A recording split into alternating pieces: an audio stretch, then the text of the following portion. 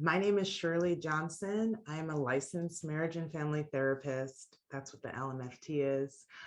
In addition, I'm also a yoga teacher and a healer. I'm also the daughter, granddaughter, and niece of educators. I come from a family of school-based workers, educators, professors, um, people who value education and who really value being able to give to various communities of young people um, the support so that they can be their authentic selves and have access to possibility in their life. I I also have experience working within school sites as a school-based therapist, a an educator many years ago, and also in my practice as a therapist, I work a lot with educators and a lot with people who are in the helping professions. And for me, actually, one thing I'm coming to my awareness about joy and boundaries is I have, for lack of a better word, worked a lot on boundaries and what they are and how to engage with them and how to build my own and how to identify what my own are.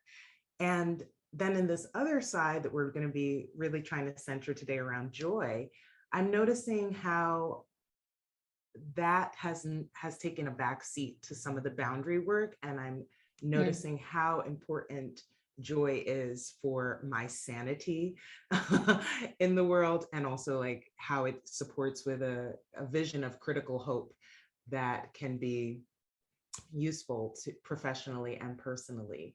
And one thing I noticed recently in the preparation of this day is how few, like, in my opinion, I was like, there's not a lot of books or articles about joy.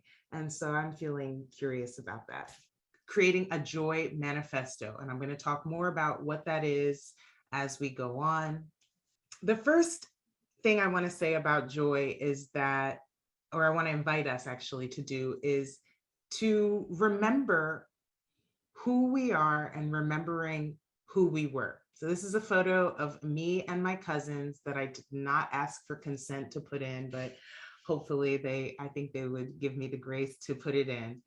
And I put us in as children. And it's so interesting because many of us here are working with children.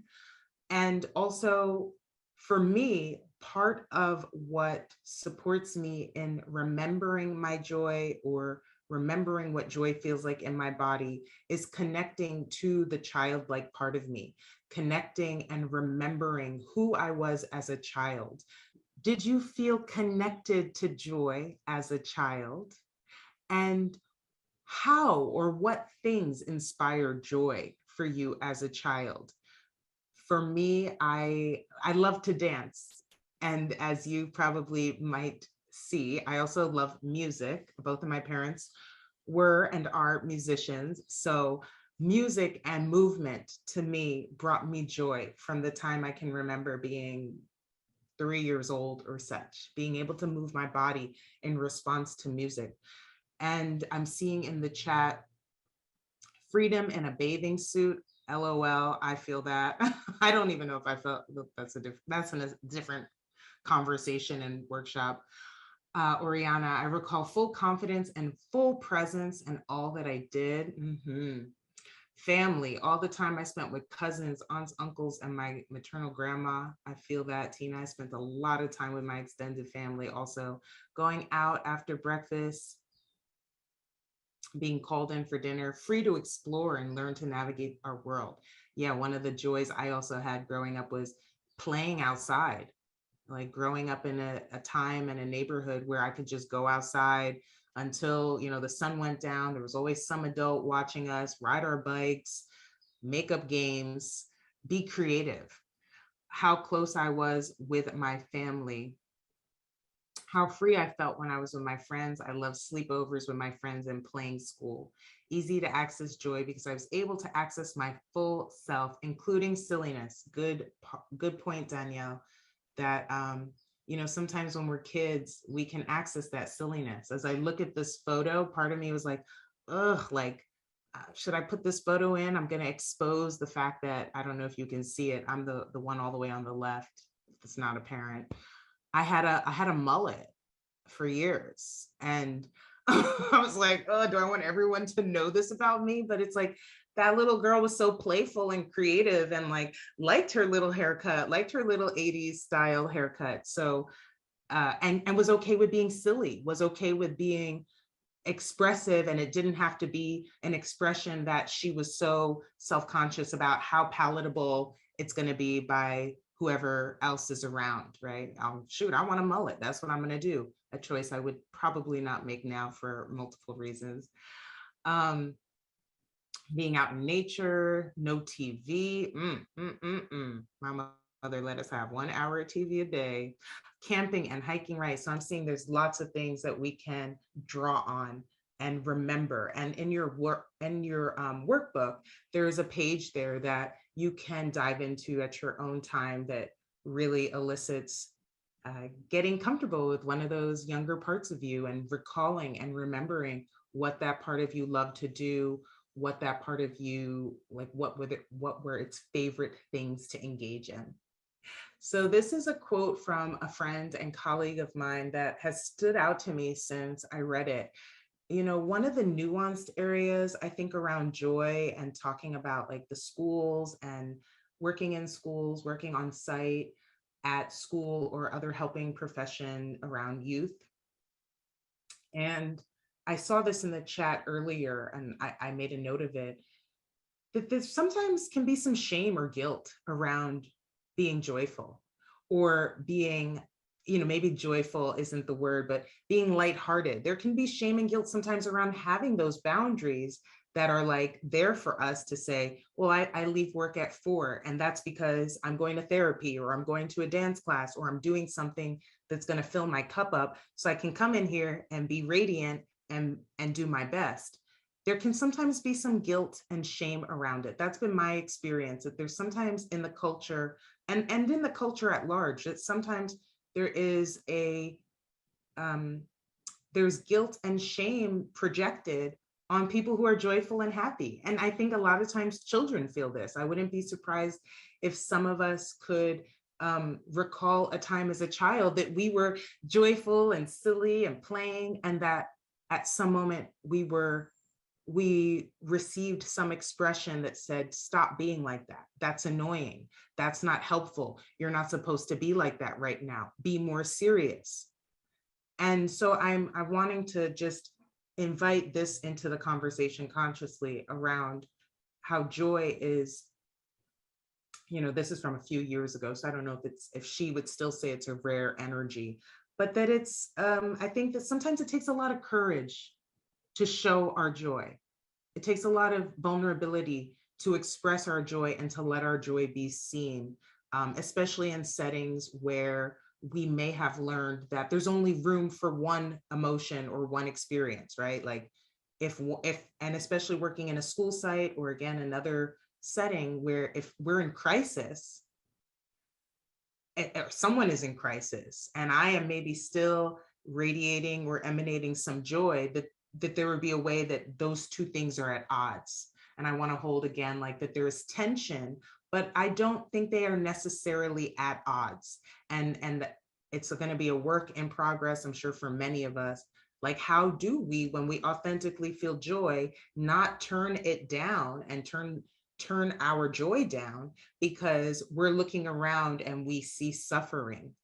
I think there's also an idea that sometimes if I turn my joy on, it means I am negating the fact that someone else is having an experience that might not be joyful right now. And I'm wanting to affirm that there is room for both and all. There is room for joy, there is room for pain, and that in fact, that sometimes there's like a little intersecting they do, and that they're on a continuum. And we're going to take just about 3 minutes to ourselves to do a little journaling, and if you don't want to journal and write, you can draw, we're just starting to get the juices flowing in our creativity and in our mind. So some of the questions and prompts you can direct yourself to are on the screen. What do you believe about joy? Can you remember a time you felt joy as a child? What did it feel like? What invoked the joy? What activities and actions get you in touch with joy? Where did you feel joy at in your body? Where do you feel you have a right to joy? Notice how your body feels. Maybe notice the quality of your thoughts. Notice and reflect to yourself of what it was like to laugh for a minute with other people. And you can put in any reflections in the chat. And one thing I've noticed about some of these laughter meditations, for one, there's a part of me that's like, this is ridiculous. What am I doing? But then it's almost like you got to keep laughing because you're just laughing at how ridiculous it is. And also then I think like, oh, how ridiculous everything is, which gives me some sense of levity. And also that laughing for me, and I think for many others, is a way to become fully present. And I think that joy we can access when we are fully present. And so laughter to me helps me to get into the present moment. When I'm laughing at a certain point in that process, I don't know if you all experienced it, you can please share in the chat if you did. There's a point where I'm not thinking about anything. I'm not thinking about what's the next slide, what's about to happen, what my call at 3 p.m. is going to be like, what are people in the room experiencing or thinking about me or thinking about this, right? I just get to fully be present and enjoy on a level my body and the moment. So now we're going to do another exercise. It's a playful one, and it's similar to what we did if you were here in the Winster Institute. And this is a movement exercise that is designed to get us in touch with our bodies and with where we may be in touch with joy within our bodies. So we might get to start to notice when we do certain things or move certain ways, where we feel the joy, and or where we feel certain, when we hear certain music, where we might feel joy. So again, you can stand up, you don't have to stay seated. So what I'm gonna do is I'm gonna play music. It's kind of like musical chairs or like freeze dance, if you will, for some of you who may have worked with younger folks. I'll play music. It might be a song you've heard, it might be a song you've never heard, but you're just gonna let yourself move and jam and groove and see what comes up.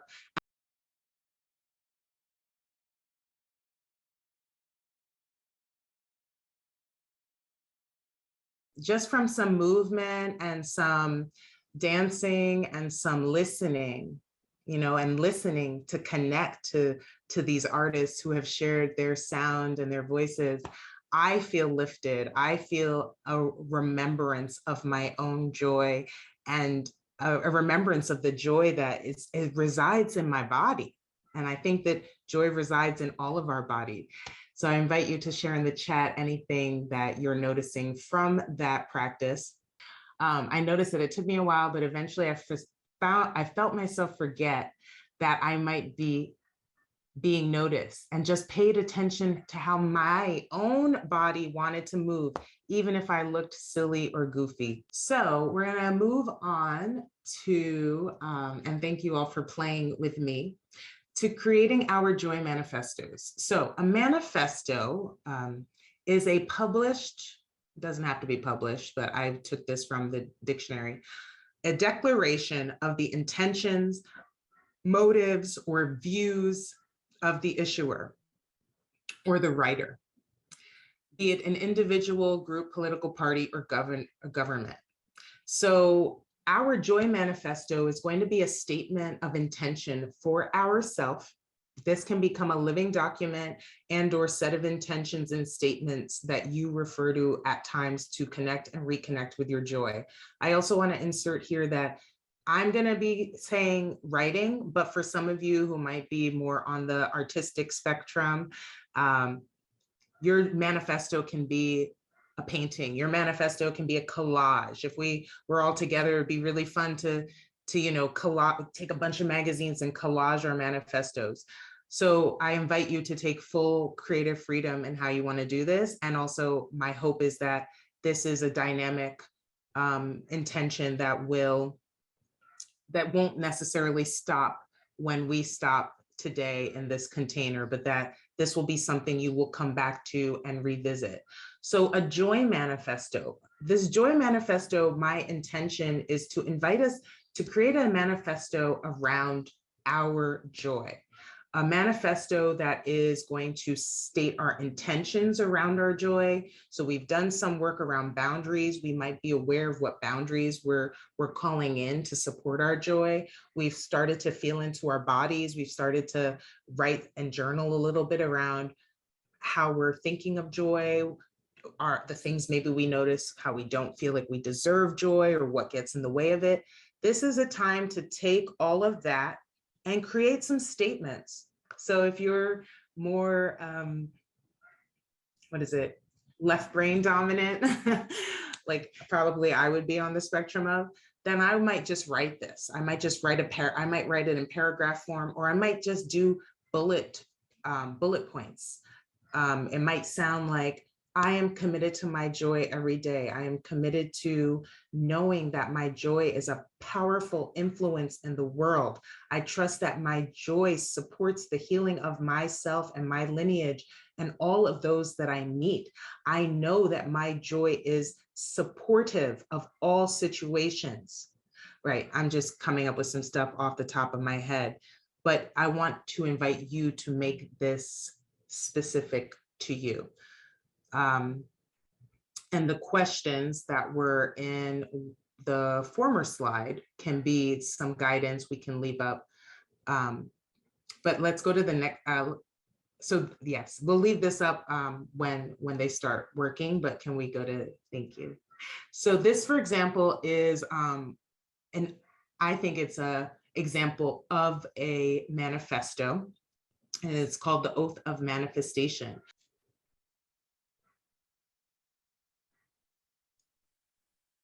I accept and receive unexpected good, unexpected money, unexpected love, unexpected kindness, unexpected generosity, unexposed offers, unexpected prosperity, coming in unexpected ways from unexpected places in my life and in the life of others. I am constantly guided and boldly empowered to receive the lavish abundance of the universe. I accept the principle that abundance and prosperity have already been given to me. My acceptance makes it real and opens the space for manifestation to rush in. I open wide the doors of my consciousness to receive and to give. It is done now. That one, I believe, comes from Michael Bernard Beckwith. This is just one idea of a possible way that a manifesto can be written. You can write it from the I perspective. You can also write it, like I mentioned, bullet pointed. And I was also wanting to insert this one just because, and this is an aside, but it makes me think of how many people who are in helping professions or work in schools are also like, there's often sometimes a challenge of receiving prosperity, of receiving like time off, of receiving like being able to be still. And so I was excited, thank you, Joseph, for reading it, that someone would read it out loud, because I'm also holding the intention that, you know, of the vision, or really of seeing people who work in schools and with youth be compensated abundantly for their services, and also psychologically, that people who work in schools and with young people,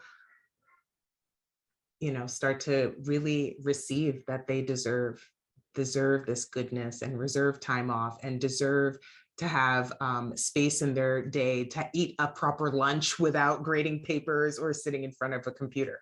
But that's an aside. So back to our joy. Yes, Isabel, let's manifest that. Let's call it in abundance, and whatever that means to you. So let's go back to the slide with the questions, please. So we'll pause here. We'll put this on the screen, and I want to give us about a few minutes to do some writing, and then we're going to have a writing or drawing, and we'll have a moment afterwards for some folks to share their manifesto and be witnessed. Before I turn it onto all of you to be able to have some free time to do this, I want to check in and see if there's any questions or guidance I can support with you all feeling supported to create. And again, I want to compost that perfectionism. Any way that you do this is perfect and divine. My body and our bodies want, are wired for, and are always ready for joy. Nothing is more important than my humanity, our humanity, more time laughing, more time in the redwoods, more trust, more ease. I will. Beautiful. I love that reminder. We're wired for joy. And there's so many technologies, you know, dance from so many cultures, music from so many cultures, are technologies for joy, because there's been suffering since the beginning of time. Our ancestors knew